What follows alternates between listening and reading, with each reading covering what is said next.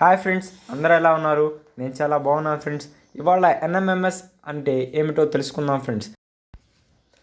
అలాగే మనం దరఖాస్తు ప్రక్రియ మరియు అర్హతలు అనేవి ఏ విధంగా అప్లై చేసుకోవాలి అని తెలుసుకుందాం ఫ్రెండ్స్.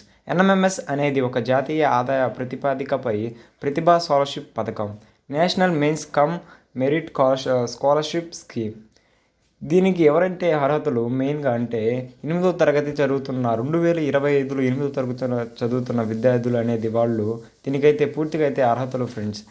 దీని అనేది ఎలా పడుతుందంటే 8 నుంచి ఇంటర్మీడియట్ కంప్లీట్ అయ్యేంత వరకు సంవత్సరంలో 12,000 అయితే సంవత్సరానికి అంటే 4 సంవత్సరాలుగా 48,000 అనేది మీ అకౌంట్లో అయితే పడుతుంది.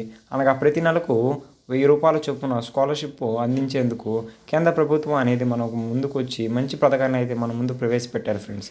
దీనికి అర్హత మరియు ఎలిజిబిలిటీ ఏంటంటే విద్యార్థి ప్రభుత్వ మండల పరిషత్ మరియు నగర సంస్థానిక సంస్థలో పాఠశాలలో 8వ తరగతి చదువుతూ ఉండాలి మరియు కుటుంబ వార్షిక ఆదాయం 3,50,000 లోపు ఉండాలి.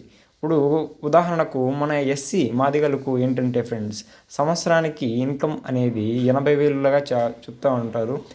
థర్డ్ పాయింట్ వచ్చేసి 7th క్లాస్లో కనీసం 55% మార్కులు అయితే సాధించవలసి ఉంటుంది ఫ్రెండ్స్. ఎస్టీ కులాలకైతే ఇంకా చాలా తక్కువే ఉండొచ్చు. అలాగే 4th పాయింట్ వచ్చేసి ఎన్ఎంఎంఎస్ స్కాలర్షిప్ పరీక్షల్లో ఉత్తీర్ణత అవసరం ఫ్రెండ్స్. పరీక్షా వివరాలు ఎగ్జామ్ ప్యాటర్న్ను రాష్ట్ర విద్యా పరిశోధన మరియు శిక్షణ సంస్థ సెక్స్ నిర్వహించును.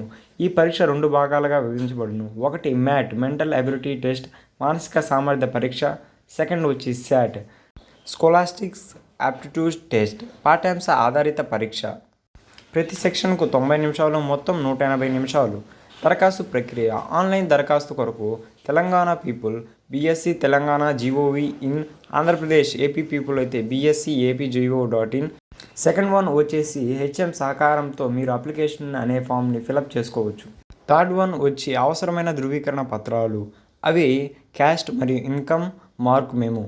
ఈ పరీక్ష ఫీజు చెల్లించాలి. అదే మనకు ఎస్సీ వాళ్ళకైతే ఫీజు అనేది ఇంకా చాలా తక్కువగానే ఉంటుంది.